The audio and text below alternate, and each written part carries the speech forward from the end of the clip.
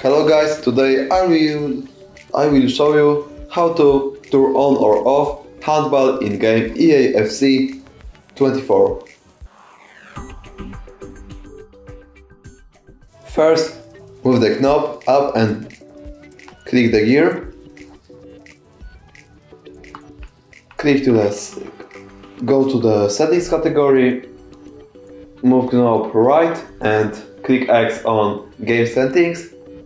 Use R1 to go rules category, scroll down to handball and turn on access penalties on only for goalkeepers or off. Thank you very much for watching this video. Like, subscribe and comment. Bye.